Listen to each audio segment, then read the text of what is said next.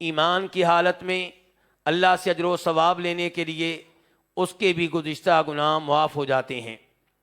تیسری حدیث میں آپ ارشاد فرماتے ہیں من قام لیلۃ القدر ایمانا واحتسابا غفر له ما تقدم من ذنبی، کہ جو شب قدر میں قیام کرے، اللہ کی عبادت کرے، پوری رات اللہ کی عبادت میں گزرے لیکن ایمان کی حالت میں اور اللہ سے اجر و ثواب لینے کے لیے اس کے گزشتہ گناہ معاف ہو جاتے ہیں۔ ان تین احادیث سے پتہ چلا کہ رمضان کے روزے رکھنے کی کیا فضیلت ہے، رمضان کے مہینے میں تراویح کی نماز ادا کرنے کی کیا فضیلت ہے، اور رمضان کی راتوں میں جب آخری عشرے کی طاق راتیں آئیں تو ان راتوں میں اللہ کی عبادت کریں تو اس کی کیا اہمیت ہے۔ میرے بھائیو، ان تین احادیث پہ غور و فکر کرنا ہے، ان تین احادیث کو سمجھنے کی کوشش کرنی ہے۔ پہلے نمبر پہ اس حدیث میں، ان تین احادیث میں خوشخبری یہ دی گئی ہے کہ آپ کے گزشتہ گناہ معاف ہو جائیں گے۔ یہاں پہ پہلا سوال یہ اٹھے گا کہ کیا سارے کے سارے گناہ معاف ہو جائیں گے؟ کیا کبیرہ گناہ بھی معاف ہو جائیں گے؟ کیا بندوں کے حقوق بھی معاف ہو جائیں گے؟ رمضان کے 30 روزے رکھ لینے سے، رمضان کی 30 راتوں میں تراویح کی نماز ادا کر لینے سے اور شب قدر میں قیام کر لینے سے کیا سارے کبیرہ گناہ بھی معاف، بندوں کے حقوق بھی معاف؟ تو میرے بھائیو، ایسا نہیں ہے۔ ان احادیث سے مراد صغیرہ گناہ ہیں، کیونکہ کبیرہ گناہ سچی توبہ کے بغیر معاف نہیں ہوتے۔ نبی علیہ الصلوۃ والسلام ارشاد فرماتی ہیں ایک اور حدیث میں، جسے امام مسلم اپنی صحیح میں لے کر آئے ہیں، اس میں آپ نے ارشاد فرمایا الصلوات الخمس والجمعۃ الی الجمعہ ورمضان الی رمضان کفارات لما بینہما اذا اجتنبت الکبائر، کہ آپ ایک نماز کے بعد دوسری نماز پڑھیں تو دو نمازوں کے مابین جو گناہ ہوئے ہوتے ہیں وہ معاف ہو جاتی ہیں۔ اسی طرح آپ 5 نمازیں پڑھتے رہیں تو ہر 2 نمازوں کے مابین جو بھی گناہ ہوئے ہوں گے معاف ہو جائیں گے۔ ایسے ہی ایک خطبہ جمعہ کے بعد دوسرا خطبہ جمعہ سنیں گے تو دونوں جمعوں کے مابین جو گناہ ہوئے ہوں گے معاف ہو جائیں گے۔ ایک رمضان کے بعد دوسرے رمضان کے بھی روزے رکھیں گے تو 2 رمضانوں کے مابین جو گناہ آپ سے سرزد ہوئے ہیں وہ معاف ہو جائیں گے۔ لیکن آپ نے ایک شرط لگائی ہے، ایک شرط بیان کی ہے، اذا اجتنبت الکبائر، یہ گناہ تب معاف ہوں گے جب آپ کبیرہ گناہوں سے دور رہیں۔ تو کیا پتا چلا کہ کبیرہ گناہ ان احادیث کا حصہ نہیں ہے۔ 30 روزے رکھ لینے سے کبیرہ گناہ معاف نہیں ہوں گے، تو پھر کبیرہ گناہ کیسے معاف ہوں گے؟ کبیرہ گناہ تب معاف ہوں گے جب آپ اللہ تعالیٰ سے سچی توبہ کریں گے، جب آپ اللہ تعالیٰ سے وعدہ کریں گے کہ یا اللہ یہ گناہ جو اب تک میں کرتا آیا اسے تو معاف کر دے، میں اس پہ پشیمان ہوں، میں اس پہ نادم ہوں، میں اس پہ شرمندہ ہوں اور فوری طور پہ اس کو چھوڑنے کا اعلان کر رہا ہوں، اور یا اللہ تو اسے وعدہ کر رہا ہوں کہ آئندہ اس گناہ کے قریب نہیں جاؤں گا۔ جب یہ عمل آپ کریں گے تب کبیرہ گناہ معاف ہوگا۔ ورنہ اگر کوئی یہ سمجھتا ہے کہ میں سودی ملازمت رمضان سے پہلے بھی کرتا رہا، رمضان میں بھی کرتا رہوں گا، رمضان کے بعد بھی کرتا رہوں گا، لیکن رمضان کے 30 روزے رکھ لینے سے میرا یہ کبیرہ گناہ معاف ہو جائے گا، تو یہ اس کی غلط فہمی ہے۔ اگر کوئی آدمی رمضان سے پہلے بدکاری کا ارتکاب کرتا ہے اور دل میں یہ ہے کہ رمضان کے بعد بھی جب موقع ملا تو یہ عمل جاری و ساری رکھوں گا، تو وہ یہ سمجھتا ہے کہ رمضان کے 30 روزے رکھ لینے سے، رمضان کے 30 دنوں میں 30 راتوں میں تراویح کی نماز پڑھ لینے سے میرا یہ گناہ معاف ہو جائے گا، تو یہ اس کی غلط فہمی ہے۔ کبیرہ گناہ ایسے معاف نہیں ہوا کرتے، بلکہ حد کر لینے سے بھی کبیرہ گناہ معاف نہیں ہوتا۔ حد کر لینے کے ساتھ ساتھ جب اللہ تعالیٰ سے کبیرہ گناہوں کی سچی توبہ کریں تب کبیرہ گناہ معاف ہوگا، ورنہ حج کر لینے سے، جہاد کر لینے سے، نمازیں پڑھ لینے سے، روزے رکھ لینے سے کبیرہ گناہ معاف نہیں ہوا کرتے۔ دوسرے نمبر پہ بندوں کے حقوق۔ اگر کوئی یہ سمجھتا ہے کہ میں لوگوں کی زمین پہ قبضہ برقرار رکھوں گا، لوگوں سے جو قرض لیا تھا واپس نہیں کروں گا، بہنوں کی وراثت پہ قبضہ برقرار رکھوں گا، بس رمضان آئے گا 30 روزے رکھ لوں گا، یہ سب کچھ معاف ہو جائے گا، تو یہ اس کی غلط فہمی ہے۔ بندوں کے حقوق ایسے معاف نہیں ہوتے۔ بندوں کے حقوق تبھی معاف ہوتے ہیں جب آپ اس بندے سے رابطہ کریں جس پہ آپ نے ظلم و زیادتی کی ہے، اس کا حق اسے واپس کریں یا اس سے معافی لیں۔ جب وہ معاف کرے گا تب بندوں کے حقوق معاف ہوں گے، ورنہ بندوں کے حقوق کا معاملہ نہایت خطرناک ہے۔ کتنا خطرناک ہے اس کا اگر آپ اندازہ کرنا چاہتے ہیں تو ایک حدیث سماعت فرمائیے گا۔ اس حدیث کو امام بخاری اپنی کتاب الادب المفرد میں لے کر آئے ہیں، امام احمد اپنی مسند میں لے کر آئے ہیں کہ جناب جابر بن عبداللہ رضی اللہ تعالی عنہما نبی علیہ الصلوۃ والسلام کی ایک حدیث سنتے ہیں، لیکن اللہ کے رسول سے نہیں سنی۔ اللہ کے رسول تو دنیا سے جا چکے، کسی آدمی سے سنی۔ جس سے سنی وہ کہہ رہا ہے کہ میں نے اس سے سنی ہے جس نے اللہ کے رسول سے سنی تھی۔ اب جناب جابر یہ چاہتے ہیں کہ یہ حدیث سننے کا اعزاز نبی علیہ الصلوۃ والسلام سے مجھے حاصل نہیں ہو سکا، کم از کم اس صحابی سے سنوں جس نے یہ حدیث اللہ کے رسول سے سنی ہے، یہ درمیان میں جو واسطہ ہے اس کو ختم کر دوں۔ وہ صحابی جس نے اللہ کے رسول سے سنی تھی وہ مدینہ میں نہیں تھا، وہ شام میں رہ رہا تھا، دمشق میں رہ رہا تھا۔ دیکھیے علم کے لیے کیسے محنت کرنا پڑتی ہے، نبی علیہ الصلوۃ والسلام کی احادیث لینے کے لیے کیسے وقت دینا پڑتا ہے، کیسے مشقتوں کا سامنا کرنا پڑتا ہے۔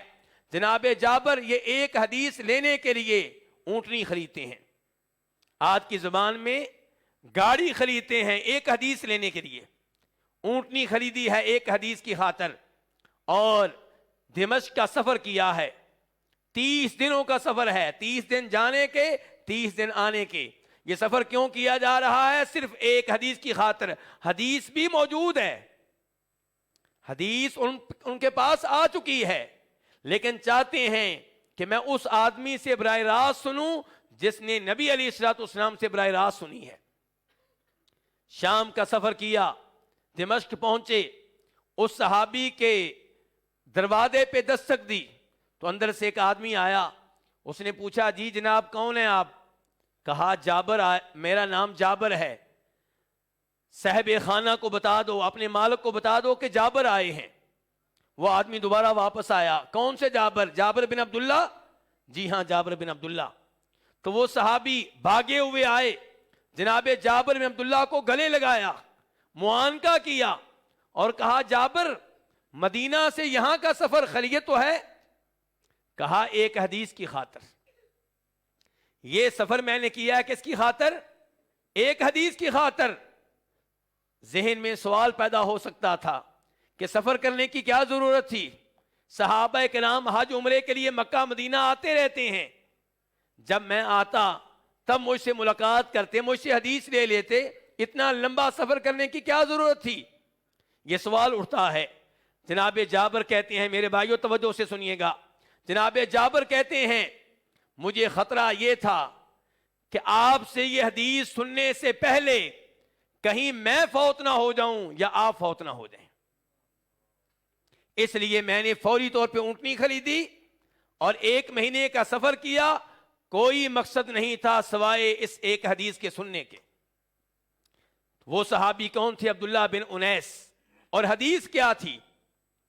عبداللہ بن انیس کہتے ہیں کہ نبی علیہ الصلوۃ والسلام نے ارشاد فرمایا تھا کہ روز قیامت اللہ تعالی بندوں کو جمع کریں گے اور بندے بغیر کسی لباس کے ہوں گے، جوتوں کے بغیر ہوں گے، خالی ہاتھ ہوں گے، ختنوں کے بغیر ہوں گے۔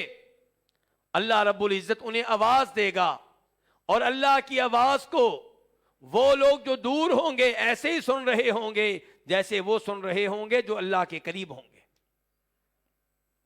اس سے پتہ چلا کہ اللہ تعالیٰ جب گفتگو کرتے ہیں، اللہ تعالیٰ جب کلام فرماتے ہیں تو اللہ کے کلام کی آواز ہوتی ہے. تو اللہ تعالیٰ آواز دے کر کیا کہیں گے؟ اللہ تعالیٰ کہیں گے انا الملک انا الدیان، میں ہوں بادشاہ، میں ہوں لوگوں کو ان کی نیکیوں پہ اجر و ثواب دینے والا، میں ہوں لوگوں کو ان کے گناہوں پہ سزا دینے والا. اللہ تعالیٰ کہیں گے آج کسی پہ کوئی ظلم نہیں ہوگا. اگر کوئی آدمی جنت کا سرٹیفکیٹ لے چکا ہے، جنت کا سرٹیفکیٹ لینے کے باوجود جنت میں داخل نہیں ہو سکے گا جب تک کہ اس سے وہ جہنمی بدلہ نہ لے لے جس جہنمی پہ اس جنتی نے کوئی ظلم کیا تھا. میرا موضوع کیا تھا؟ حقوق العباد. بیان کیا کرنا چاہ رہا تھا؟ حقوق العباد. جنت کا سرٹیفکیٹ مل چکا ہے، لیکن اللہ تعالیٰ فرما رہے ہیں کہ جنت میں جاؤ گے لیکن ابھی نہیں، جب تک کہ اس جہنمی کے ظلم کا بدلہ نہیں دے لو گے جس کے اوپر تم نے ظلم کیا تھا. اور فرمایا ایسے ہی جہنمی انہیں جہنم میں نہیں پھینکا جائے گا جب تک کہ ان سے اس ظلم کا بدلہ نہ لے لیا جائے جو انہوں نے کسی جنتی پہ کیا تھا. کہنے والے نے کہا، پوچھنے والے نے پوچھا، آپ تو کہہ رہے تھے کہ اللہ تعالیٰ لوگوں کو جب وہاں پہ جمع کرے گا ان کے ہاتھ میں کچھ نہیں ہوگا، تو پھر ظلم کا بدلہ کیسے چکائیں گے؟ فرمایا بالحسنات والسیئات، نیکیوں کے ذریعے اور گناہوں کے ذریعے. یعنی کہ ظالم کی نیکیاں مظلوم کے کھاتے میں ڈالی جائیں گی، اور جب ظالم کی نیکیاں ختم ہو جائیں گی تو پھر مظلوم کے گناہ ظالم کے کھاتے میں ڈالے جائیں گے. میرے بھائیوں، بتانا یہ چاہ رہا تھا کہ حقوق العباد کا مسئلہ کتنا حساس ہے. رمضان کا مقدس مہینہ ہے، جس کسی پہ کبھی ظلم کیا ہے، کسی کا مال دبایا ہوا ہے، کسی کی زمین دبائی ہوئی ہے، کسی کو تھپڑ مارا تھا، کسی کی بے عزتی کی تھی، کسی کو گالی دی تھی، کسی پہ تہمت لگائی تھی، ان سب سے معافی لے لیں. پہلے اس کے کہ وہ دن آئے جس دن آپ کے پاس دینے کے لیے کچھ نہیں ہوگا سوائے نیکیوں کے. تو میرے بھائیو، من صام رمضان ایمانا واحتسابا غفر له ما تقدم من ذنبی. جب اللہ کے رسول یہ فرماتے ہیں صلی اللہ علیہ وسلم کہ رمضان کے روزے رکھ لینے سے، رمضان کی راتوں میں تراویح کی نماز پڑھ لینے سے گزشتہ گناہ معاف ہو جائیں گے، تو اس سے مراد صغیرہ گناہ ہیں، کبیرہ گناہ نہیں ہیں. اس سے مراد اللہ کے حقوق ہیں، بندوں کے حقوق نہیں ہیں. دوسرے نمبر پہ میرے بھائیوں فرما رہے ہیں نبی علیہ الصلوۃ والسلام، من صام رمضان ایمانا، من قام رمضان ایمانا، من قام لیلۃ القدر ایمانا، کہ جو ایمان کی حالت میں رمضان کے روزے رکھے، ایمان کی حالت میں رمضان کی راتوں میں تراویح کی نماز ادا کرے، ایمان کی حالت میں شب قدر کا قیام کرے، اس کے لیے فضیلت ہے. اس سے پتہ چلا کہ اگر کوئی آدمی کفر و شرک کا ارتکاب کرتا ہے، وہ جتنی بھی نمازیں پڑھ لے، جتنے بھی روزے رکھ لے، جتنی بھی تلاوتیں کر لے، جتنا بھی صدقہ خیرات کر لے، اسے کوئی فائدہ نہیں ہوگا. ایمان بنیادی شرط ہے نیک اعمال کی قبولیت میں. اگر کوئی کفر و شرک کا ارتکاب کرتا ہے، توبہ کیے بغیر فوت ہو جاتا ہے، اسے ان روزوں کا، ان نمازوں کا اور حج کا اور عمروں کا کوئی فائدہ نہیں ہوگا. آپ جانتے ہیں کہ اہل مکہ طواف بھی کیا کرتے تھے، بیت اللہ کی خدمت بھی کیا کرتے تھے، حاجیوں کی خدمت بھی کیا کرتے تھے. ان تمام نیک اعمال کا انہیں کوئی فائدہ نہیں ہوا کیونکہ کفر و شرک کا ارتکاب کیا کرتے تھے. تو من صام رمضان، روزے رکھے جائیں، تلاوتیں کی جائیں، اذکار کیے جائیں ایمان کی حالت میں. اور ایمان کسے کہتے ہیں؟